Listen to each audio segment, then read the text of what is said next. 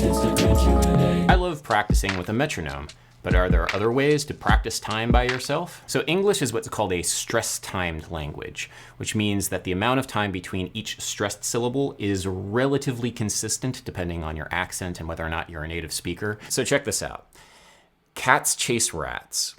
The cats will chase the rats. The cats will be chasing the rats. In all three of these examples, in my native Maryland accent, there is relatively the same amount of time between the stressed syllables, and then I just kind of crammed in the unstressed syllables where I could. English, baby, English. An interesting byproduct of this is that for native speakers anyway, it's relatively easy to talk along with a metronome and match the natural rhythm of your speaking voice to the sound of the metronome. Yeah, the cadence that you adopt is fairly sing-songy. You kind of have to think as if it's this ridiculous little song kind of thing. But that's the point. The point here is that there is a lot of rhythmic information in the language that you speak that you can leverage for improving your musical rhythm. My Sungazer bandmate Sean Crowder is an absolute wizard on the drum set. He can do some things that no human being should really be able to do when it comes to polyrhythms and limb independence and that kind of thing. And one of the things that I've learned from him over the years is that counting out loud and leveraging the natural rhythm of the human speaking voice is a great way of improving your internal clock. Counting out loud with my voice over everything that I play. 1 and 2 and 3 which is of course easier said than done. And this is because counting to 4, if you're going to count to 4 and play along to a 4/4 groove, requires the language processing side of your brain to be active. And so you cannot automate what it is that you are doing as you play, the same way that you can kind of just automatically tap your foot and not have to think about it, because that's a different side of the brain. That's the motor cortex. And so like playing a syncopated bass line in 4/4, like if I was to play Jocko's the Chicken, for example, 1, 2, 3, 4, 1, 2, 3, 4. It's like one of the hardest things that I've ever learned how to do with my instrument. And that's because there are times where I am playing without counting and times where I am counting without playing. The way that we learn how to do this is we meticulously go through every subdivision and figure out what we say and play along with our speaking voice. 1 E and a, 2 E and a, 3 E and a, 4 E and a. Now paradoxically, we can practice this out of time and that will still improve our time. As long as you're thinking like 1 E and a, 2 E and a, 3 E and 4 E and as long as you are matching the movements of your fingers to the syllable that your mouth says, you can rely on the rhythmic information that you know will be coming from your voice because of the English language later. Anyway, once you're done feeling the 16th notes, that bass level subdivision, you can go up one rung in the rhythmic hierarchy to counting 8th notes. 1 and 2 and 3 and 4 and 1. This is difficult now because you're saying things and you're not playing them, and sometimes you're playing things and not saying them. But you're still responsible for all of the subdivisions and you're still responsible for the time. Finally, you can go up to just counting the numbers and then focus really just on making counting to 4 sound as natural as you can. 1, 2, 3, 4, 1, 2, 3, 4, 1. Now the sequence that I just showed you took many years for me to be able to do even remotely relaxed and confidently, and I'm still working on this kind of stuff. But the point here is that I've developed a stronger rhythmic feel without even thinking about a metronome. It's purely based on the coordination between my speaking voice and the language processing side of my brain and the physical act of playing the bass guitar. Opinions on jazz education outside the US? I've heard that real jazz is in New York. So my thought on this is that you don't need to live in Vienna to play classical music. You don't need to live in Rio de Janeiro to play bossa nova. You don't need to live in La Boca in Buenos Aires to play tango music.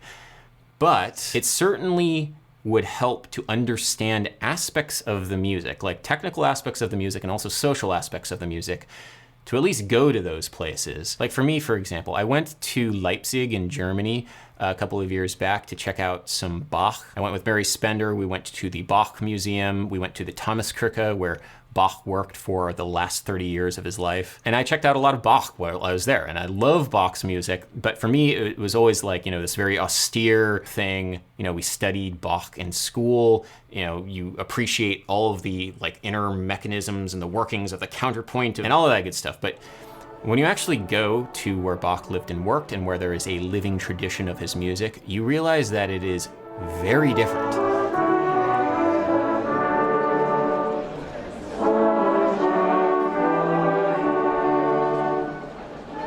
Like the community gets together and sings his music, his chorales.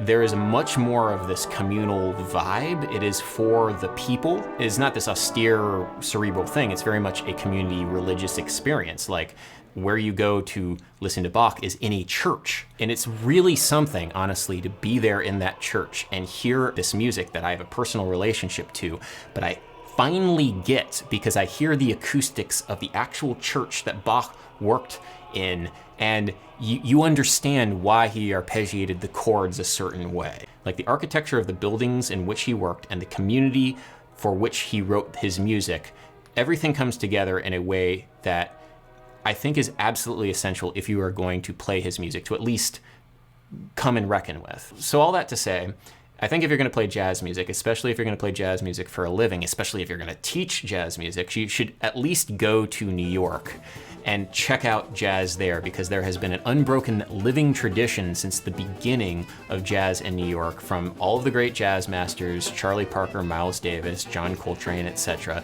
They lived and worked in New York City. The culture there and the spaces that they played in influenced the music that they made and continue to influence the music that's being made today. So if you play jazz, go to New York, spend a week there, just check out the jazz clubs, check out the Village Vanguard. When you go to the Village Vanguard, be sure to check out the Vanguard Orchestra, because you understand what big band music is on a much deeper level if you check it out in that kind of environment. The same way that I checked out Bach being played in the Thomaskirche. I firmly believe that I understand Bach's music more now, and I think you will understand jazz more if you go to New York and check some stuff out. You say it Baroque. Baroque. How do you say it? Baroque. Baroque. Oh, for goodness sake. That's the American way you say it, though. That's the American. Baroque. It's the American way of saying it. You say Baroque. Well, you didn't even exist back then. True. She Well, has me that's there. I want to know about the history of the double bass drum. I'm by no means an expert on the double bass drum, but like many good things, it has its roots in jazz. Louis Bellson was the drummer for the Duke Ellington Orchestra, and he famously pioneered the use of two bass drums on a drum kit. He mainly used it for soloistic purposes. He was very much a show drummer in the style of like Gene Krupa and Buddy Rich. Check out this solo that he's playing over the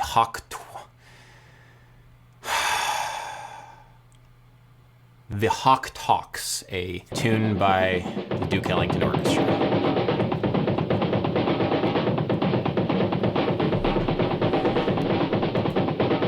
Now, the approach to kick drum sound back then was much more muffled and resonant, which made it more difficult to play time with the rest of the band. Like as a bass player, I cannot imagine playing along to the sound of jazz bass drum double kick. It just sounds like the entire low end would be taken up in this way that's just not fun. Another early drummer that really made their mark with a double kick was, of course, Billie Cobham of the Mahavishnu Orchestra. But it wasn't until heavy metal came around with that like high-end click that it started to make sense when you're playing the double kick in the sound of an ensemble.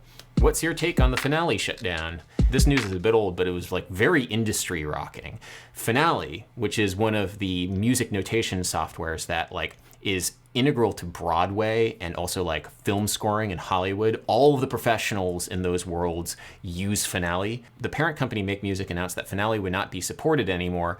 And what's more is that in short time, you wouldn't be able to even install Finale on computers. It's as if Adobe just said, by the way, Photoshop, not anymore. No Photoshop anymore, guys. We're not doing Photoshop. In fact, in a year's time, you can't install Photoshop anymore. Photoshop is done. So the entire industry freaked out. Everybody was like, how do we do this? Make Music apparently is walking back some things, but it's looking like most people are either going to go to Dorico, which is kind of positioned itself as Finale's successor, or potentially MuseScore. There's also Sibelius, which is what I use, but I wouldn't wish Sibelius on anybody by this point. It is a graveyard where dreams go to die. I just can't bring myself to unlearn Sibelius because it is kind of like such a terrible program, but you can do certain things much faster than any other program.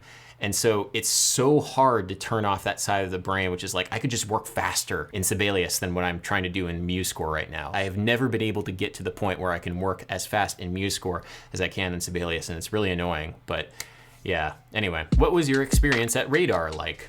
So Sungazer played at Radar Festival in Manchester, which is this prog metal festival. And it was an amazing experience. It was our first time playing a metal festival, so I felt a bit self-conscious getting up there on that stage in our ridiculous pink and orange pajamas, especially when you had some really intense bands playing right next door. But the reception that we got from people was very, very positive, and it seemed like a lot of people liked what we did. I think it's because, you know, fusion and prog are, you know, very similar. There's a similar aesthetic, similar audiences. I think that honestly is what I want to do, and what I see people in our niche doing more and more is trying to straddle that line between jazz festivals and metal festivals, because the audiences are receptive in both.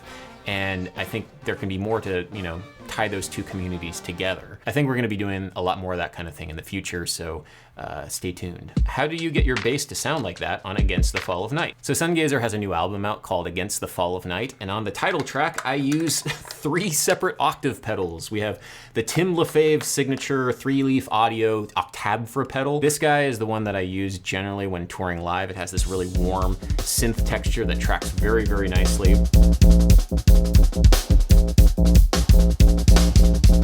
The Basso C2 has a very similar sound, and it actually works very well with passive instruments like my P-bass for getting a very tight, staccato, punchy tone. And then this is my big secret, the bass synth wah setting 7. Nobody talks about setting 7 on the bass synth wah. This setting, especially if you turn the sense and the range all the way down, it's incredible. Like, check this out, it tracks ridiculously fast and also ridiculously low.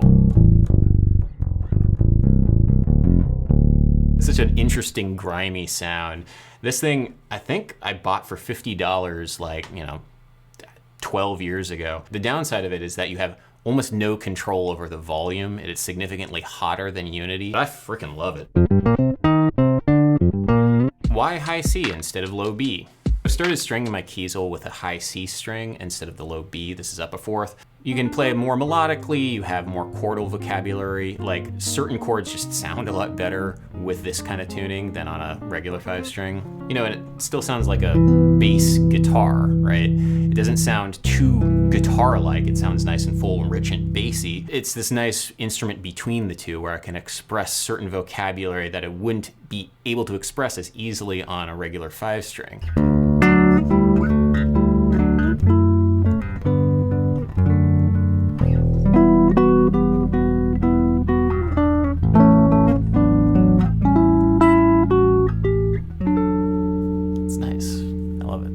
How'd you like Serbia? Smiley face.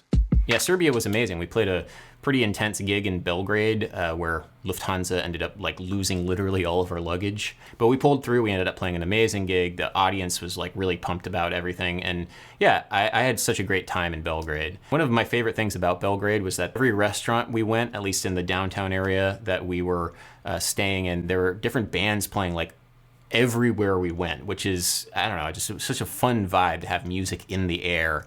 I loved Belgrade. I really want to come back.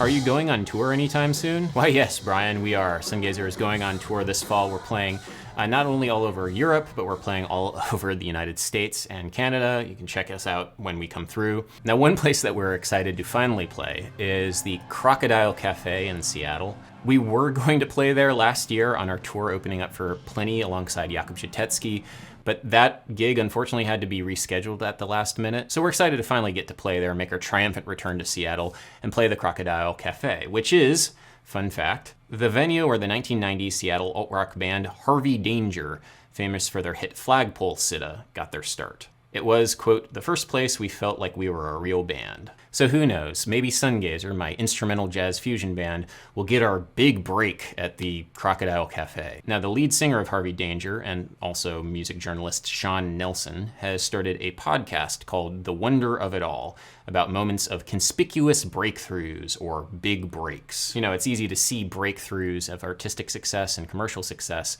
as a positive, but, you know, artists rarely speak of it solely in that light. And I've always found that very interesting. Like, why doesn't the material success of, you know, hitting it big come with happiness or like a life worth lived? Why is there this weird divorce between the two of them? Now, if you're interested in this kind of discussion about breakthroughs, you can check out The Wonder of It All on my streaming service, Nebula. Nebula is the creator-owned streaming service. It's a great place for curious folks to find interesting and enriching content. It's all stuff up there that may or may not work well for recommendation algorithms, but instead is specifically curated for people who want to go deep in learning more about the world and connecting with others. I'm up on there. You'll find all my YouTube videos as well as a sizable exclusive catalog of self-produced bonus content, video essays and vlogs that you can find only on Nebula. You also got a wide swath of other music creators and commentators up there, like Tantacruel, Amy Nolte, Volksgeist, 12 Tone, and Todd in the Shadows, who, incidentally enough, has a great episode of his series One Hit Wonderland on Harvey Danger. I gotta give it up to Todd in the Shadows, man. His commentary and videos are top-notch, and he's been doing it like longer than anybody else. He is one of the OGs of video essays on YouTube, and even before YouTube. Like, he's the kind of person that Nebula is known for, people that create cool and exciting pieces of commentary and art. But, you know, beyond this, Nebula is very quickly moving to prestige content in the indie streaming world. Better stories, better production value, taking independent creators to the next level. Of course, The Wonder of It All is part of this, but Nebula is also home to fun travel shows like Jetlag You're It, from the creators over at Wendover Productions. I say this every time, but I'm a fan of Jetlag because it reminds me of home. And by home, I mean touring in Europe. Anyway, if you're interested in checking out Nebula, you can go to nebula.tv/Adam Neely, or click the link in the description to get 40% off annual plans, which comes to $36 a year or $3 a month. Alternatively, you can sign up for a monthly plan at $6 a month. I genuinely love the community of creators who are over on Nebula. They're such a wealth of inspiration for me, and I think if you like the stuff that I have on this channel, you'll probably like the stuff that's over on Nebula. So go right now to nebula.tv/Adam Neely and enjoy 40% off of an annual plan at just $36 a year. I'm very excited about the future of Nebula and very excited to see what everybody else is doing because, you know, it's a great community for people who want to engage the world in a more meaningful way. Thank you everybody so much for watching, and until next time, y'all. Peace.